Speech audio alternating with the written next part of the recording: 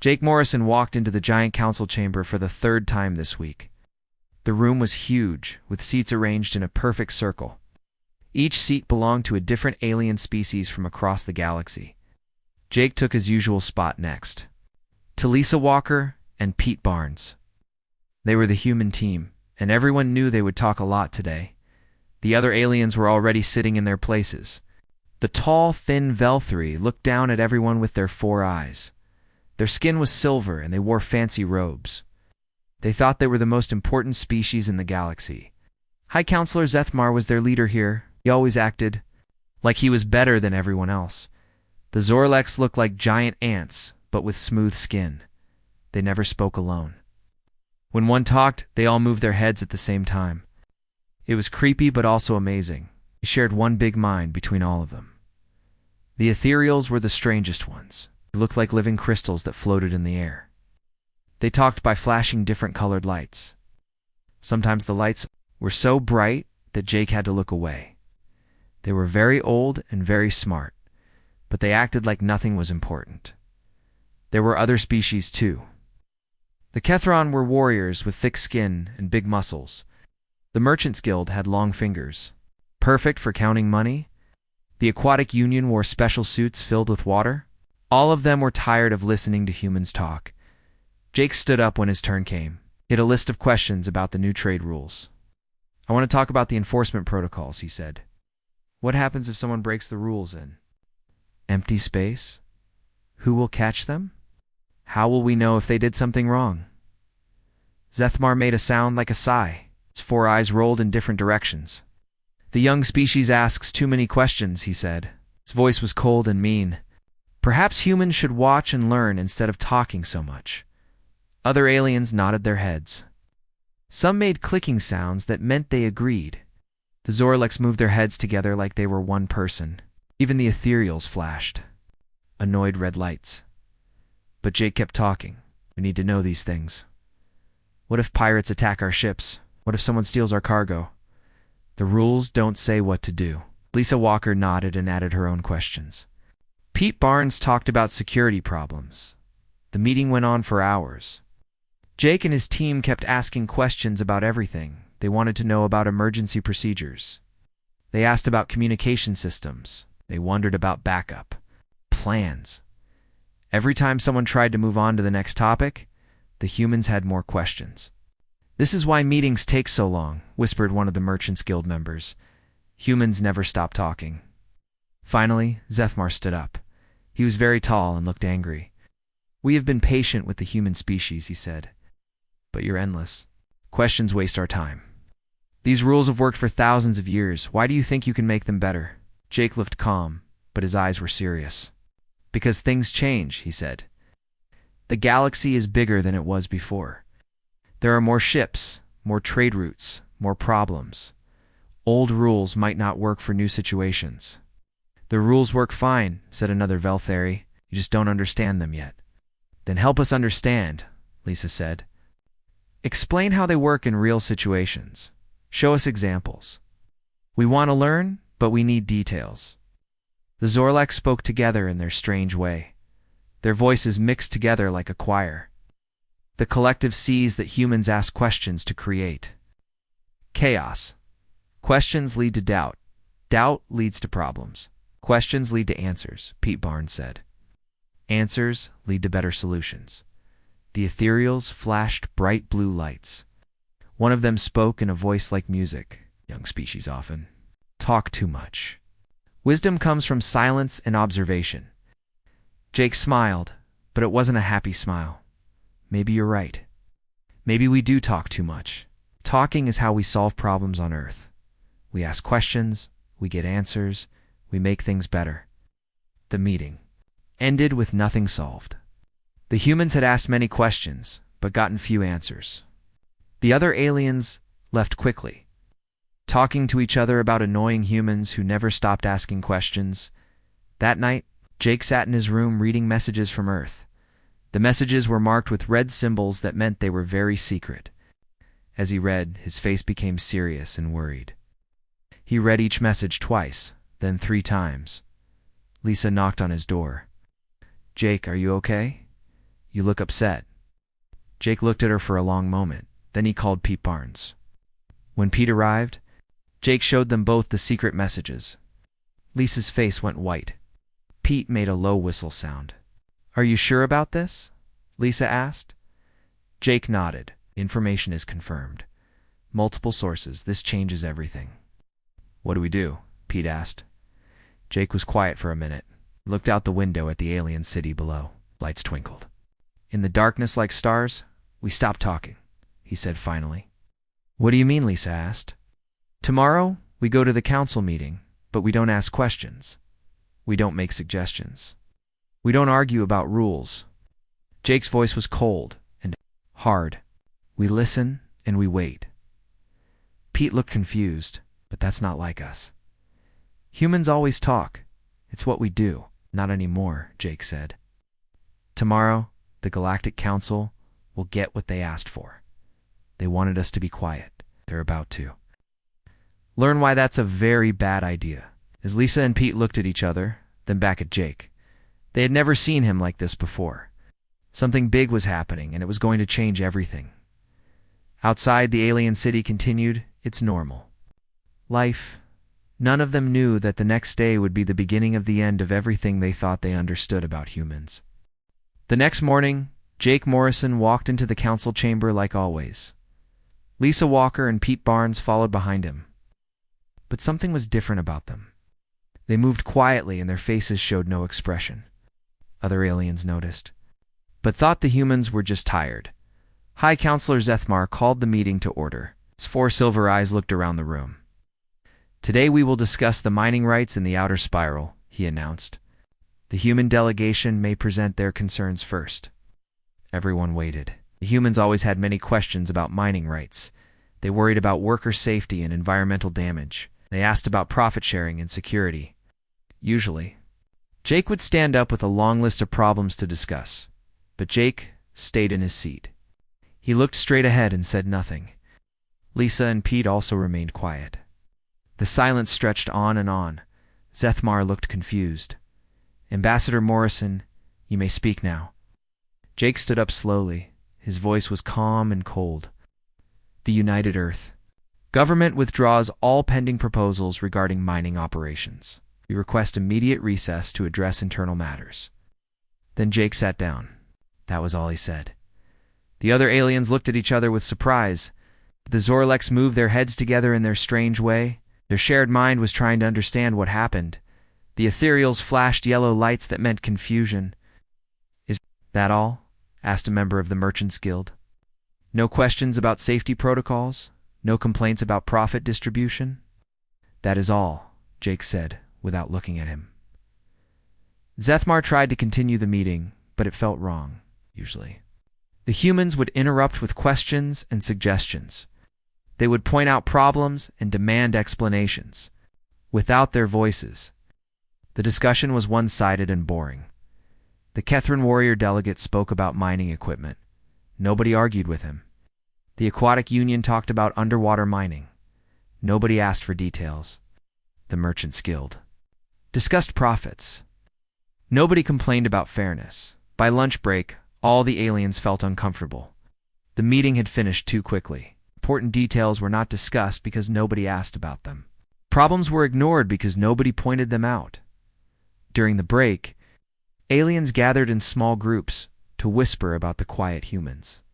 "Maybe they finally learned their place," said one Velthari, but he didn't sound happy about it. "Something feels wrong," buzzed a Zorlex. "Our collective mind senses disturbance." The afternoon session was worse. When trade routes were discussed, Jake's team said nothing. When security matters came up, Pete Barnes sat like a statue. When scientific cooperation was mentioned, Lisa Walker stared at the wall.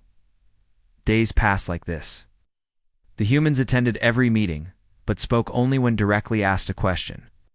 Even then, their answers were short and formal. "We have no comment. Earth's position is under review. You'll respond at the appropriate time." The change was dramatic. Jake Morrison had been known for his long speeches about human concerns. Now he answered questions with 5 words or less. Lisa Walker used to ask detailed questions about every proposal. Now, she took notes but never spoke. Pete Barnes had always given military opinions about security issues. Now he sat silent even during defense discussions. Other aliens started to feel nervous. The Velthri found themselves missing someone to argue with. Their debates felt empty without human opposition. The Zorlek's collective mind kept sensing something wrong but could not identify what it was. Strange reports began coming from the outer systems where humans lived. Human merchant ships were still trading, but the captains talked only about business. They no longer shared stories or made friends with alien traders. Cultural exchanges stopped. Social visits ended. Captain Amy Rodriguez had been commander of the human battleship Liberty. She used to attend interspecies naval meetings where officers from different worlds would share experiences and build friendships. Amy had been popular because she told funny stories and asked interesting questions about alien military tactics. Now, Amy attended the meetings but said nothing unless directly asked. When she did speak, she gave only technical information. Our patrol schedule is normal. No security incidents to report. Training exercises proceeding as planned. The other naval officers missed her personality. What happened to Captain Rodriguez? Asked a Catherine Admiral. She used to be so talkative and friendly. Orders from Earth, Amy replied without emotion. Communication protocols have changed. Back on the Council world, intelligence reports started arriving. Human military vessels were moving in organized patterns throughout their space. The movements looked defensive, but nobody had seen anything like it before. Human colonies were conducting large-scale drills.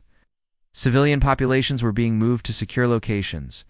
The Zorlek's collective was the first to understand that something was seriously wrong. Their shared consciousness could feel emotional currents that other species missed. The human silence was not peaceful meditation. It was the quiet that comes before a storm. High Counselor Zethmar demanded answers from Jake. Ambassador Morrison, what is happening in human space? Why are your military forces moving?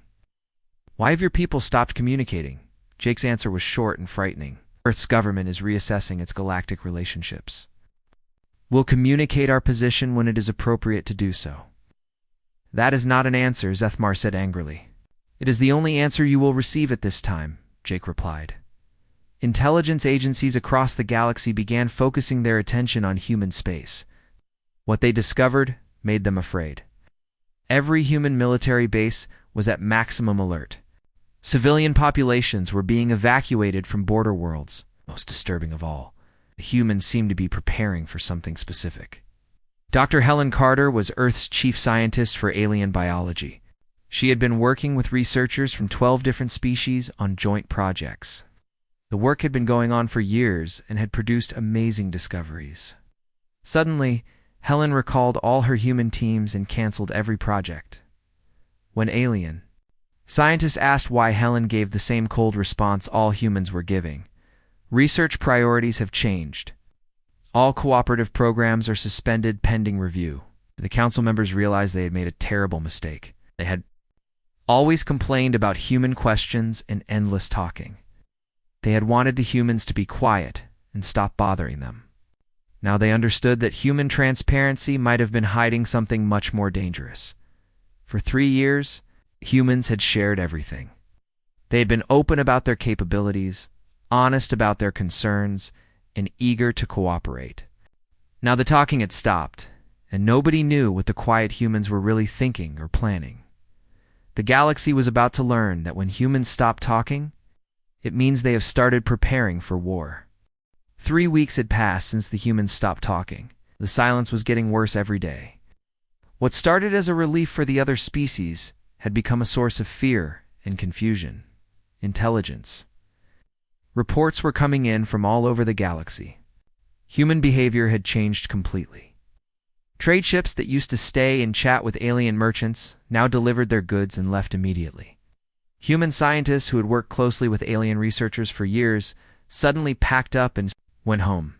Even human tourists stopped visiting alien worlds. The most disturbing reports came from the military. Commander Luke Thompson, who ran Earth's deep space monitoring stations, had been sharing data with alien navies for months.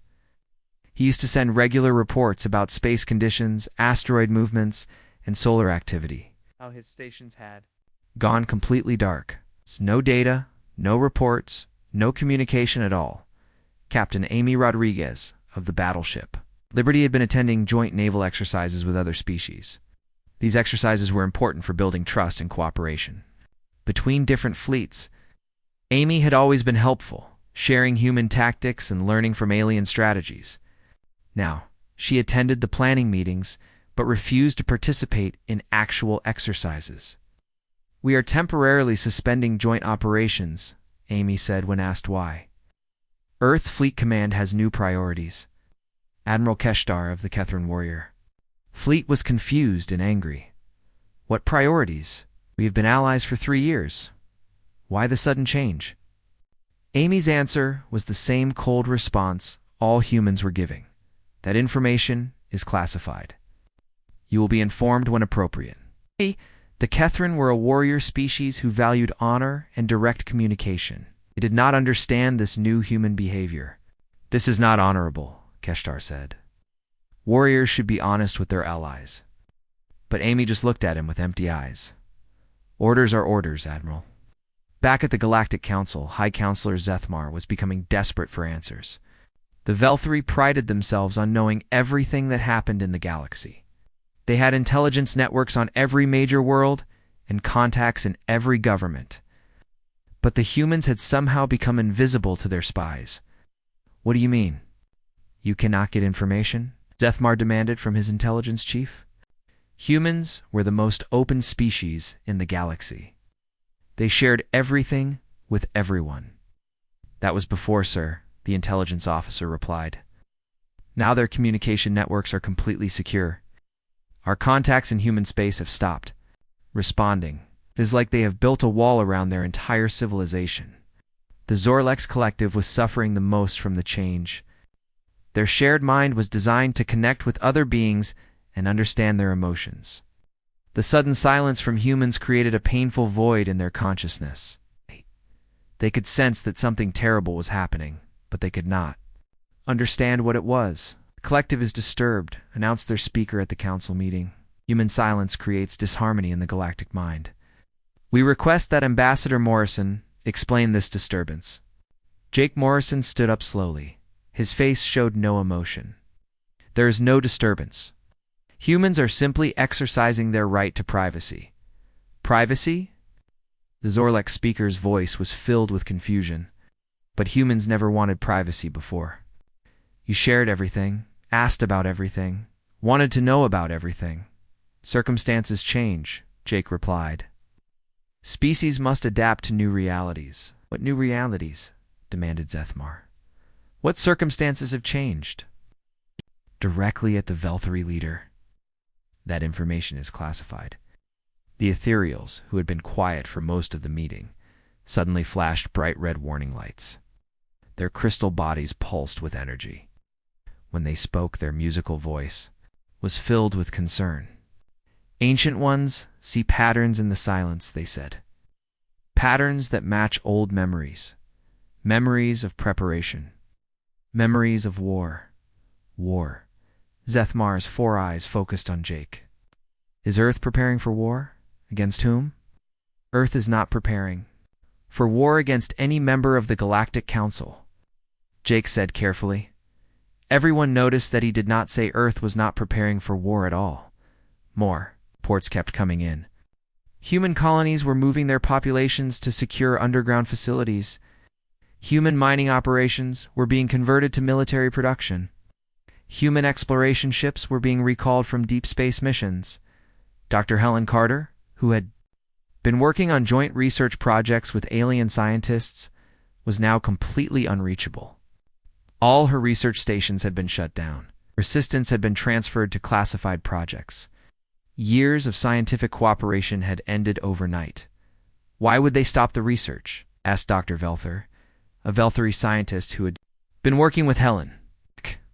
"We were making important discoveries together. The work was helping everyone." "Perhaps the work was helping them more than us," suggested another alien scientist. "Perhaps they learned what they needed and no longer require our assistance." This thought was terrifying.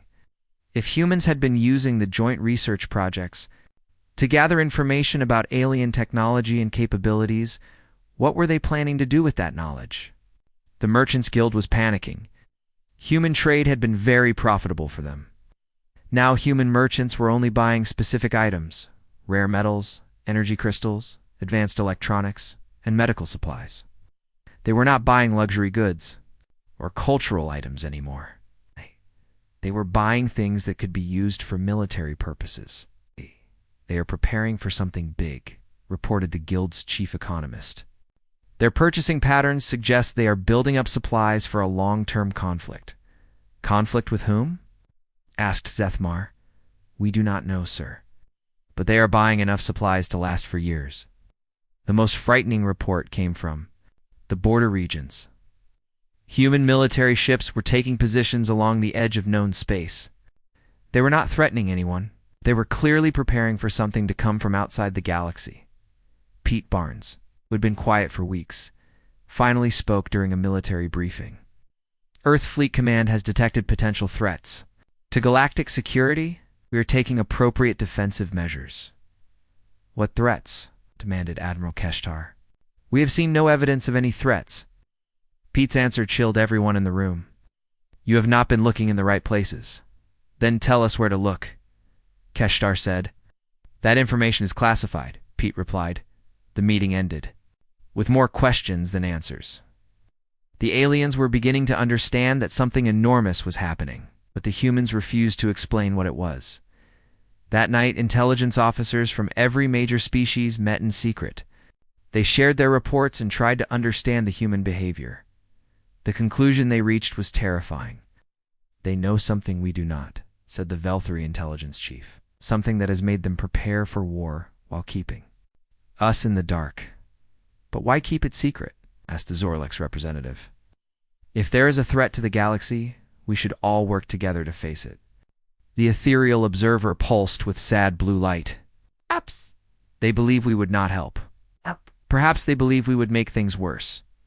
The realization hit them all at the same time. The humans had stopped talking because they no longer trusted the Galactic Council to handle whatever was coming. They had decided to face the threat alone. The question that terrified everyone was simple. What could be so dangerous that humans would rather fight it alone than risk telling their allies? Galaxy was about to find out. The truth came out by accident. A Zorlex communication ship intercepted a message between two human colonies. The message was supposed to be encrypted, but the Zorlex had been trying so hard to understand human behavior that they had broken some of their codes. What they heard made their collective minds scream in terror. Deep Space Monitoring Station 7 has confirmed the approach vector, said one human voice. Commander Thompson's calculations were correct. Estimated arrival time is 47 days. Are the evacuation protocols ready? Asked another voice. Civilian populations in the outer rim are being moved to secure facilities. Military forces are taking defensive positions. We just need more time to prepare. What about the council? Do they know yet? No. Ambassador Morrison is maintaining operational security. We cannot risk panic or political interference. Good. The last galactic civilizations spent their final weeks debating proper diplomatic responses. We will not make that mistake. The Zorlex Collective shared this information instantly with their entire species. Within hours, every Zorlex on the Council world knew what they had heard. The speaker rushed to find High Counselor Zethmar. The humans are not preparing for war against us, the Zorlex announced. They are preparing for war against something else. Something that destroyed the previous galactic civilization. Zethmar's four eyes widened. What are you talking about? What previous civilization? Before the Zorlex could answer, alarms began sounding throughout the council building. Emergency meetings were called. Representatives from every species rushed to the main chamber. Jake Morrison stood at the center of the room. For the first time in weeks, he looked ready to talk. But his expression was grim and frightening. Honored delegates, Jake began, his voice carrying to every corner of the chamber. Humanity has been silent because we discovered that talking would not save any of us. In approximately 47 days, this galaxy will be invaded by the force that destroyed the previous galactic civilization 10,000 years ago. The chamber exploded into chaos. Aliens jumped from their seats, shouting in dozens of different languages. The Velthari accused humans of creating a fake crisis to gain power. The Merchants Guild demanded proof. The Ethereals flashed bright warning lights that hurt everyone's eyes. Silence, Jake shouted, and his voice was so commanding that everyone stopped talking. You want proof, Commander Thompson? Show them what we found. Luke Thompson stepped forward with a portable display device. Images appeared in the air above the chamber. They showed ancient ruins on dead worlds covered in strange symbols and burn marks. We found these ruins on 17 different planets. In human space, Luke explained. All the planets are dead now. No life, no atmosphere, nothing. But the ruins tell a story. More images appeared. Stone tablets covered with alien writing. Metal fragments that looked like they came from advanced technology. Pictures of wall carvings that showed space battles. We spent months translating. These records, Luke continued, they all tell the same story. Every 10,000 years, something comes from the empty space between galaxies. It destroys every advanced civilization it finds. Then it goes back to the darkness and waits. Dr. Helen Carter stood up next. The archaeological evidence is clear. This has happened before many times. We found remains of at least 6 different galactic civilizations, all destroyed, all forgotten. It is impossible, Zethmar said. But his voice was shaking. We have records going back thousands of years.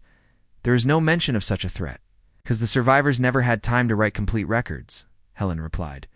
They were too busy dying. But they left warnings. Warnings that we finally learned to read. Jake activated another display. This one showed deep space sensor readings. Strange objects were moving through the void between galaxies, heading toward their region of space. 3 months ago, our deep space monitoring stations detected these objects, Jake said. They are massive. They are artificial. They are moving with purpose, directly toward inhabited systems. The objects in the display were enormous. Each one was larger than a space station, dark and angular, with technology that looked nothing like anything any known species had built. How many? Asked Admiral Keshtar, the Kethran warrior. Our sensors have identified over 200 large vessels, Jake replied. There may be more that we cannot detect yet. The chamber fell silent. Everyone was staring at the images of the approaching fleet. Why didn't you tell us sooner? Demanded Zethmar. Jake's expression was cold, because we knew exactly what would happen. Some of you would panic. Some would deny the evidence. Some would spend weeks debating the proper diplomatic response. Some would try to negotiate with an enemy that has never shown mercy. You don't know that, said a Merchants Guild representative. Maybe they can be reasoned with. Maybe they want something we can give them. The archaeological records show what they want, Helen said grimly. They harvest advanced civilizations. They take our technology, our knowledge, our resources. Well, then they destroy what is left and move on. Pete Barnes stepped forward. The previous Galactic Council spent their final days arguing about whether the threat was real. They sent diplomatic messages that were never answered. They formed committees to study the problem. They debated evacuation plans instead of implementing them. We chose not to repeat their mistakes, Jake added, while you were complaining. About our questions and our talking, we were preparing for war. Lisa Walker activated another display. This one showed human military preparations. Defensive installations on every colony world. Fleets of warships that other species had never seen before. Weapons technology that had been kept secret. Every time we asked questions in council meetings, we were gathering intelligence, Lisa explained. Every time we proposed new communication protocols, we were testing your response times. Every time we suggested military cooperation, we were learning about your capabilities. You were spying on us, accused Zethmar. We were preparing to defend you, Jake replied. Because whether you believe it or not, when those ships arrive, they will not care about your politics or your territories or your trade agreements. They will see advanced civilizations that need to be harvested. The ethereals pulsed with sad blue light. The ancient ones remember now, its old memories buried deep. Warnings passed down from the first ethereals. We thought they were myths. They were not myths, Jake said. They were history, history that is about to repeat itself unless we are ready. Admiral Keshtar stood up. What do you need from us? Need you to stop talking and start acting, Jake replied. We have 47 days to prepare defenses for the entire galaxy. 47 days to unite species that have never worked together. 47 days to build the weapons and fleets. We need to survive. What if we cannot do it in time? Asked the Zorlex speaker. Jake's answer was simple and terrifying, and we will join the previous 6 galactic civilizations in extinction. The only difference is that this time, someone will be ready to fight. Back, the chamber was completely silent. Everyone was looking at the images of the approaching enemy fleet, understanding for the first time why the humans had stopped talking. They had been preparing for the end of everything. The galaxy split into 2 groups after Jake's revelation. Some species believed the humans and started preparing for war immediately. Others thought it was all a trick and refused to help. Admiral Keshtar of the Kethrin was the first to act. My warrior fleets will follow human command, he announced. If there is a fight coming, the Kethrin will be ready. The Zorlex collective made their decision quickly, too. Their shared mind could sense the truth in Jake's words. Go. The collective offers all resources to the defense effort, their speaker said. We will coordinate communications between all allied species. But the Velthari were suspicious. High Counselor Zethmar refused to believe the threat was real. This is a human plot to take control of the galaxy, he declared. They create a fake enemy, so we will give them power over our fleets. Some Velthari military commanders disagreed with their political leaders. General Dekmer had worked with human officers before and trusted them.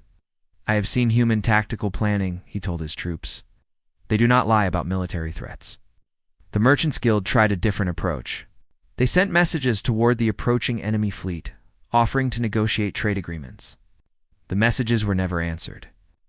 Maybe they just don't understand our language yet, suggested one merchant. We should try different translation methods. Jake Morrison looked at the merchant with sad eyes. They understand perfectly. They have been studying galactic civilizations for thousands of years. They know everything about us. They just don't care. Meanwhile, the humans revealed the true size of their preparations. Admiral Sean Hayes appeared before the council for the first time. Many aliens had never seen him before because humans had kept their military leaders secret. For the past year, we have been building the largest fleet in galactic history, Sean announced. Every human colony has been converted to military production. Every human ship has been upgraded with new weapons. The aliens gasped when they saw the numbers. Thousands of human warships that had been disguised as cargo vessels. Defensive stations that had been hidden as communication arrays. Weapon systems that had never been mentioned in any capability report. You lied to us about your military strength, accused Zethmar. We protected ourselves and you, Sean replied. Everyone knew how strong our military was. Some species might have tried to attack us. If nobody knew, the real enemy would underestimate us. General Patricia Collins stepped forward to explain human strategy. We have been studying the ancient records for months. The enemy always attacks the same way. They target the most advanced worlds first, then work their way through the rest of the galaxy. How do we stop them? Asked Admiral Keshtar. We make them fight for every system, Patricia answered. We force them to use resources on defenses instead of attacks. We make the conquest so expensive that they decide to leave and come back later. Has that ever worked before? Asked the Zorlex speaker. No, Patricia admitted. But no previous civilization was ready for them. We are. The Ethereals finally joined the Alliance after accessing their deepest ancestral memories. The crystal. Records confirm human evidence, they announced. Our oldest ancestors left warnings about the harvest time. We offer our energy manipulation technology to the defense effort. Dr. Helen Carter worked day and night with alien scientists who chose to help. They combined human weapons technology with alien energy systems. Kethron armor was merged with human force fields. Zorlex communication networks were connected to human command systems. This is the first time all our technologies have been combined, Helen explained. Together, we can build weapons that no single species could create alone. Time was running short. The enemy fleet was only 20 days away when the first unified defense squadrons were ready. Captain Amy Rodriguez commanded a mixed fleet of human, Kethron, and ethereal ships. "It feels strange fighting alongside aliens," admitted one human pilot. "They are not aliens anymore," Amy replied. "Today, we are all defenders of the galaxy." Enemy arrived exactly when human calculations predicted. Massive dark ships emerged from the empty space between galaxies. They were larger than anyone had imagined, covered in weapons that used unknown technology. The first battle took place at the edge of the galaxy. Human sensors detected the enemy fleet while it was still days away from any inhabited systems. Admiral Sean Hayes gave the order that had been planned for months. "All defense fleets, this is Admiral Hayes." His voice broadcast across the galaxy. "The Harvest fleet has arrived. Remember your training? Remember what you are fighting for? Today, we show them that this galaxy is defended." The enemy ships moved in perfect formation, like they had done this many times before. They expected to find scattered, unprepared civilizations that would surrender or die quickly. Instead, they found unified fleets waiting for them. Human strategy had placed defense forces at every important location. When the enemy tried to attack one system, defenders from 3 other systems would arrive to help. "They are confused," reported Captain Amy Rodriguez from the front lines. "They keep trying the same tactics that worked against previous civilizations." "But we are not previous civilizations." The battle raged for hours. Enemy ships were powerful, but they had to fight harder than they expected. Human weapons damaged their armor. Kethran tactics disrupted their formations. Ethereal energy shields protected Allied fleets from the worst attacks. Jake Morrison watched the battle from the command center on Nexus Prime. He was no longer a diplomat. Today, he was a military coordinator managing resources and communications between dozens of different species.